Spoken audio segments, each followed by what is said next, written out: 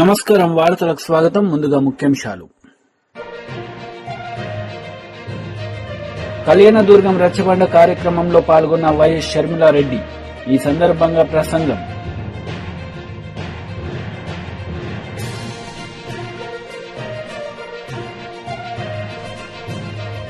కేంద్ర మంత్రి కిషన్ రెడ్డి మీడియా సమావేశం. పలు అంశాలపై వివరణ.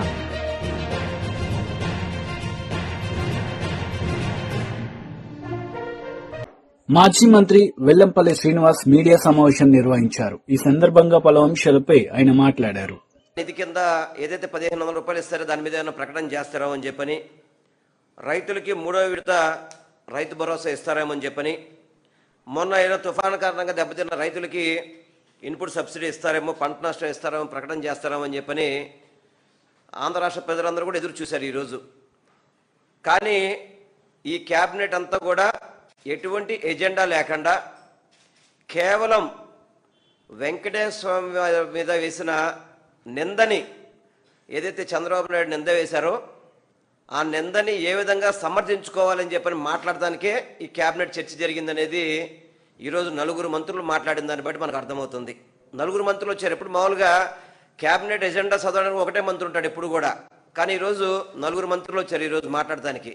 9 బాగా పెద్ద విషయాలు చెప్తారేమో, రాష్ట్రానికి అన్నిటి మంచి జరుగుద్దాం అనుకుంటే వాళ్ళు మాట్లాడుకుంది ఏంటంటే క్యాబినెట్లో ఏ విధంగా ఈ లడ్డూ ప్రచారాన్ని చంద్రబాబు, ఇంతకుముందు చంద్రబాబు కానీ, పవన్ కళ్యాణ్ కానీ, నారా లోకేష్ కానీ లడ్డూ మీద అపచారం చేసి అపరం చేశారో ఆ నిందని మీరు ప్రమోట్ చేయండి అని చెప్పే విధంగా 9 మంత్రులు కూర్చొని మాట్లాడారు. చాలా హాస్యాస్పదంగా ఉంది. వాస్తవంగా పెద్దలు ఫైనాన్స్ మినిస్టర్ గారు కేశవ్ గారు ఆయన మాట్లాడుతూ చంద్రబాబు నాయుడు గారు ఏ ఆధారాలు లేకుండా, ఏమీ ఆధారాలు లేకుండా మాట్లాడు, గతంలో నేషనల్ ల్యాబ్ ఇచ్చింది కాబట్టి మాట్లాడారు అన్నారు. మీరు ఏదైతే మీరు మాట్లాడారో దాని మీదే కదా మనం సుప్రీంకోర్టుకి వెళ్ళింది వైఎస్ఆర్ కాంగ్రెస్ పార్టీ తరఫున. ఎందుకంటే మీరు సిట్ అని చెప్పని ఒక కమిటీని వేశారు. మనకి డిఐజీ గారు గురించి తెలుసు, సర్వశ్రేష్ఠ త్రిపాఠి గారు ఎట్లాంటి మనుషులు మనకు తెలుసు. మామూలుగా ఒంటి మీద కాకి చొక్కా ఉంటుంది, కానీ భావాలన్నీ కూడా ఎల్లో కలర్ చొక్కా భావాలతో ఉంటాయి అవన్నీ కూడా. అటువంటి వ్యక్తిని వేశారు.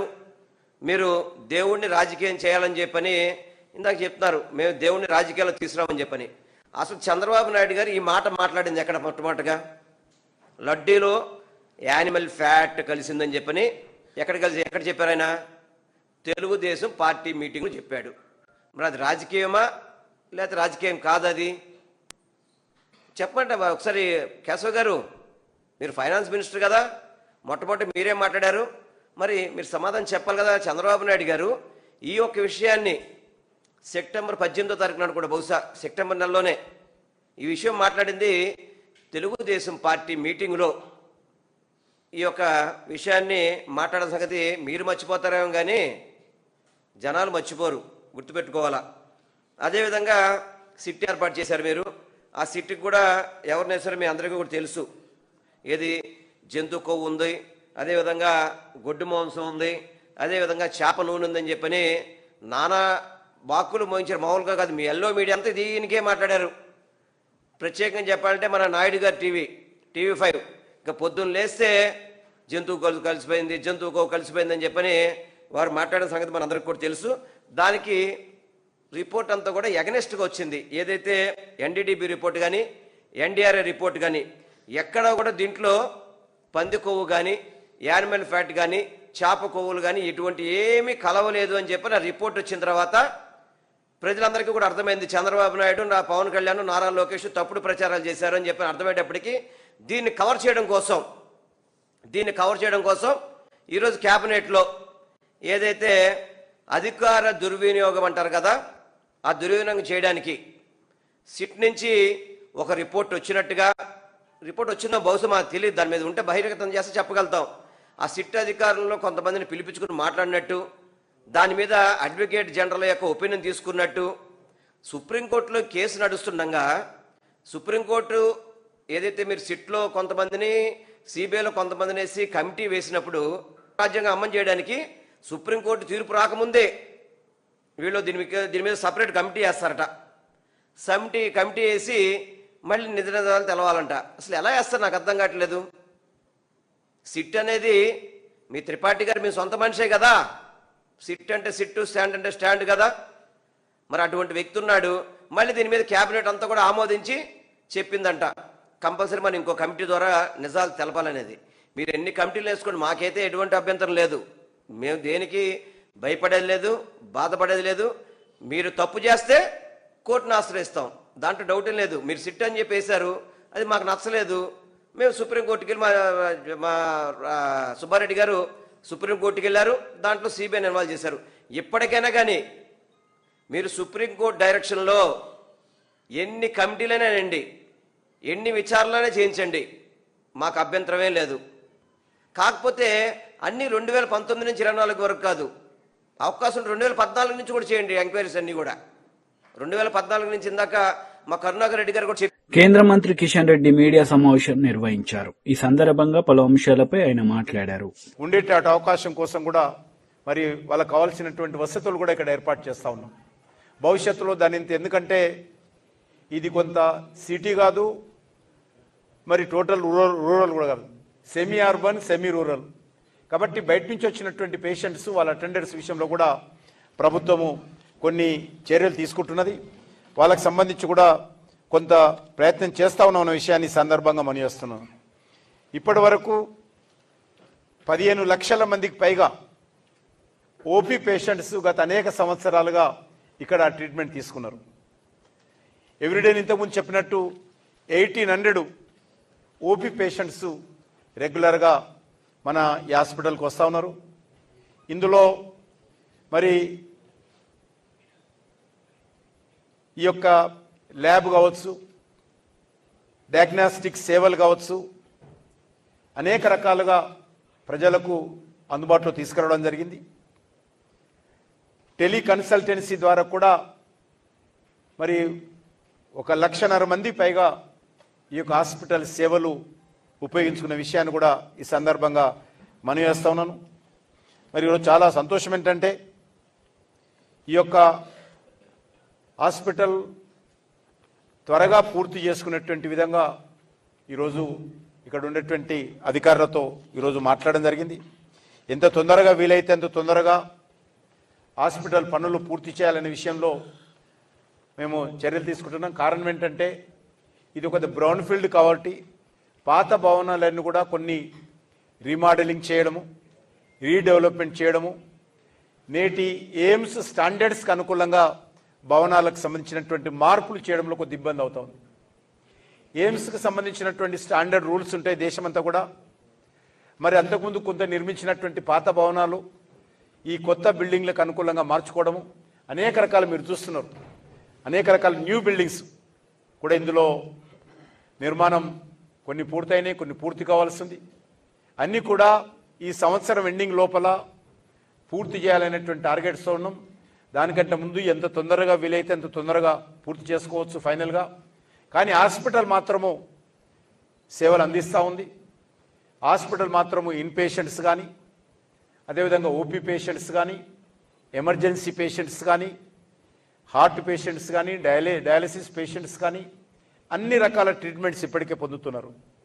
కాబట్టి ఎప్పుడైనా సరే గౌరవ ప్రధానమంత్రి గారితో ఈ హాస్పిటల్ను ప్రారంభించుకోవాలనే దృక్పథంతో కేంద్ర ప్రభుత్వం ఉంది.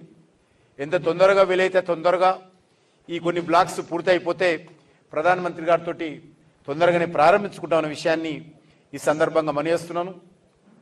తెలంగాణ రాష్ట్రంలోనే కాకుండా దేశంలో కూడా ఈ యొక్క AIIMS Bibinagar one of the best important హాస్పిటల్గా, ఒక హెల్త్ ట్రీట్మెంట్ సంబంధించినట్టు ఒక డెస్టినేషన్గా దీన్ని తీర్చిదిద్దాలనేదే ప్రభుత్వ లక్ష్యము. ఇప్పటికీ 2019-2020 ఎయిమ్స్ మెడికల్ కాలేజ్ సంబంధించినటువంటి విద్యార్థులు మరి 19 బ్యాచ్లో 50 మంది విద్యార్థులు, 20 బ్యాచ్లో 65 మంది విద్యార్థులు ఇప్పటికే జల వనరుల శాఖ మంత్రి డాక్టర్ నిమ్మల రామానాయుడు మీడియా సమావేశం నిర్వహించారు. ఈ సందర్భంగా వైసీపీ నేతలపై ఆయన మండిపడ్డారు. ఎందుకంటే కాపుల సంక్షేమం గాని, కాపుల అభివృద్ధి గాని, కాపు నాయకుల రాజకీయ భవిష్యత్తు అంతా కూడా తెలుగుదేశం పార్టీతోనే ముడిపడి ఉంది. తెలుగుదేశం పార్టీతోనే కాపుల అభివృద్ధి, సంక్షేమం, రాజకీయ నాయకుల భవిష్యత్తు ఉన్నటువంటి విషయాన్ని స్పష్టంగా ఈరోజు మన చరిత్రలో మనం చూస్తూ ఉన్నాం. ఎందుకంటే ఆంధ్రప్రదేశ్ చరిత్రలో మొదటిసారిగా ఒక బలిజ బిడ్డ రత్న సభాపతి గారిని ఒక ఉప సభాపతిగా ఇవ్వడం గాని, ఒక పసుపులేటి బ్రహ్మయ్య గారు గాని, రామచంద్రయ్య గారు గాని, ఒక పాలకొండ రాయుడు గారు గాని, ఇలా ఎంతో మందికి రాజకీయంగా ఉన్నత భవిష్యత్తు కల్పించడమే కాదు, ఆదికేశవుల నాయుడు గారు, చదలవాడ కృష్ణమూర్తి గారు, అత్యున్నతమైనటువంటి తిరుమల తిరుపతి వెంకటేశ్వర స్వామి చైర్మన్ గా ఇచ్చినటువంటి ఘనత కూడా తెలుగుదేశం పార్టీది. అటువంటి తెలుగుదేశం పార్టీ ఆంధ్రప్రదేశ్ రాష్ట్రంలో కాపుల చిరకాల కోరికైనటువంటి కాపు రిజర్వేషన్ ఇచ్చింది తెలుగుదేశం పార్టీ. కాపు కార్పొరేషన్ ఏర్పాటు చేసింది తెలుగుదేశం పార్టీ. ఆ రకంగా తెలుగుదేశం పార్టీ కాపుల అభ్యున్నతి కోసం పాటుపడతాయి. అందులో ముఖ్యంగా రిజర్వేషన్ విషయంలో మనందరం కూడా చూసాం.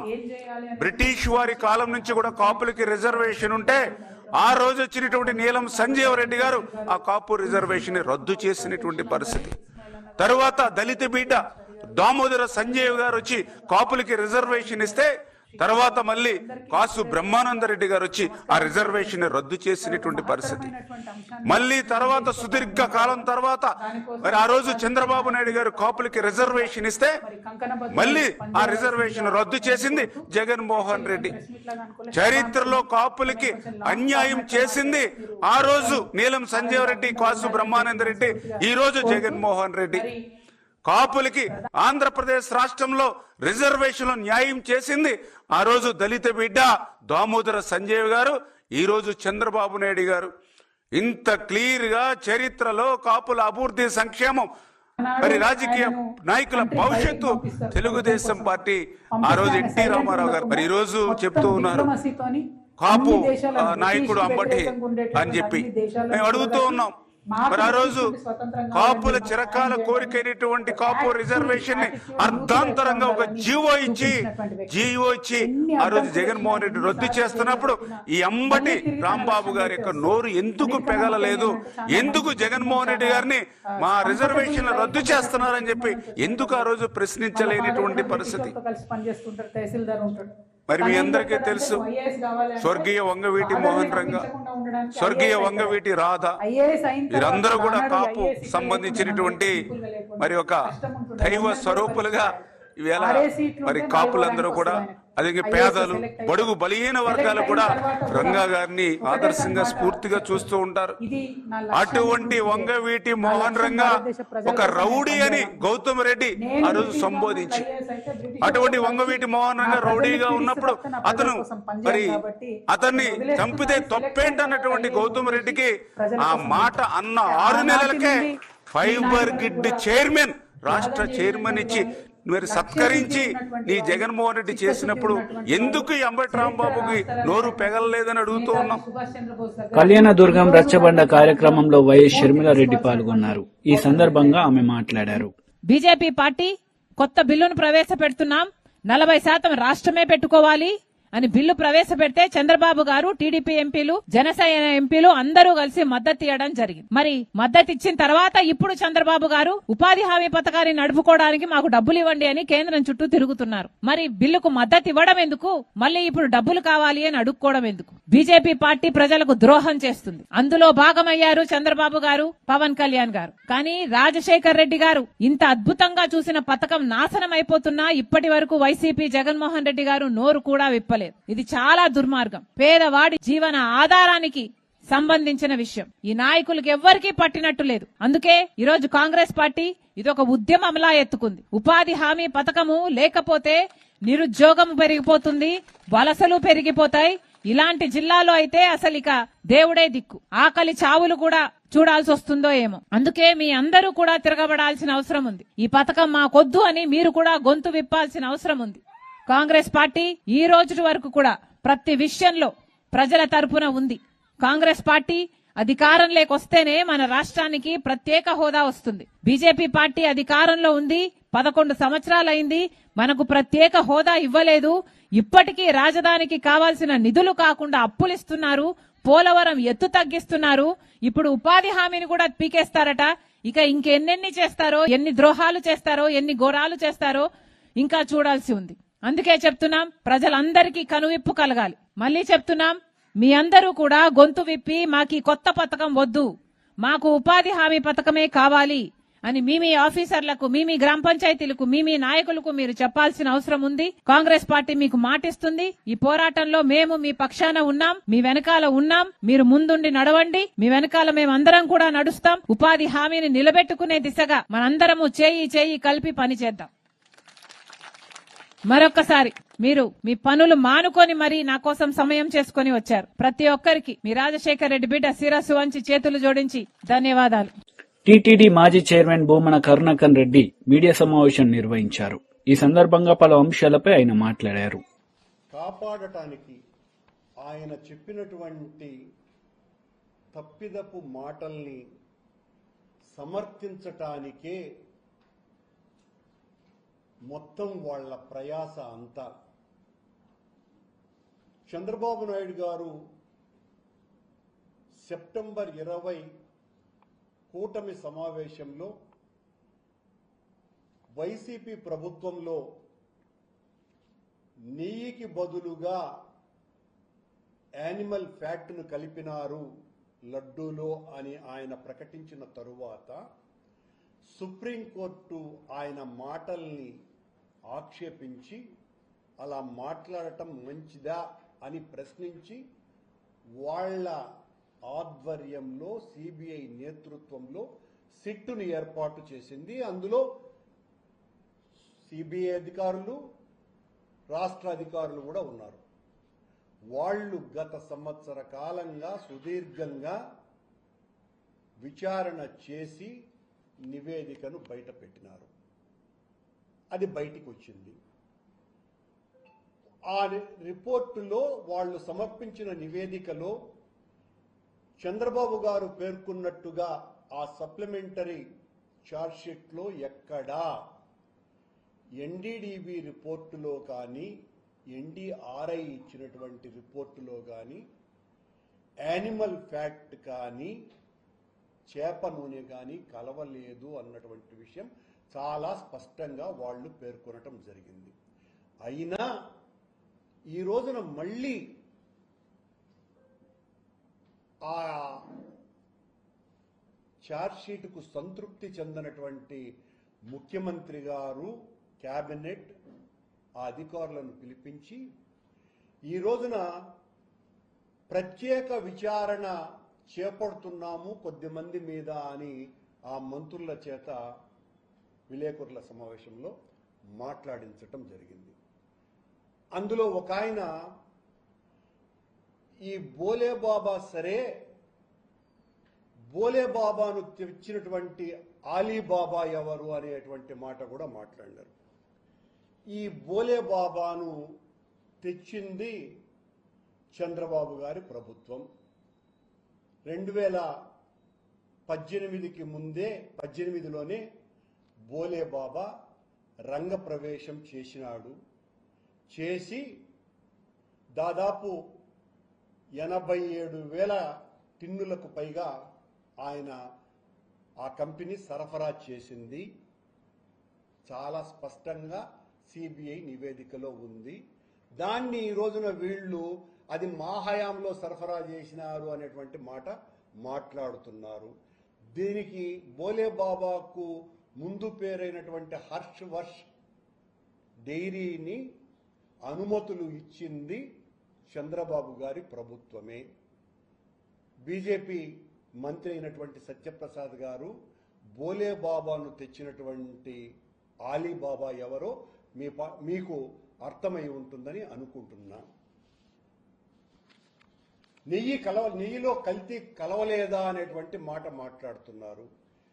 ఈ సిట్ విచారణ 2019 నుంచి 24 వరకు వేశారు.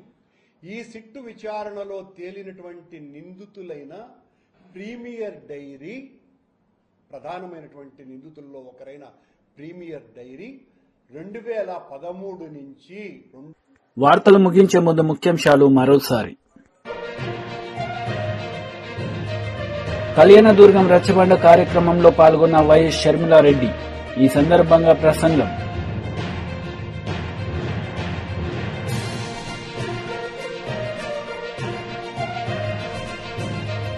కేంద్ర మంత్రి కిషన్ రెడ్డి మీడియా సమావేశం. పలు అంశాలపై వివరణ.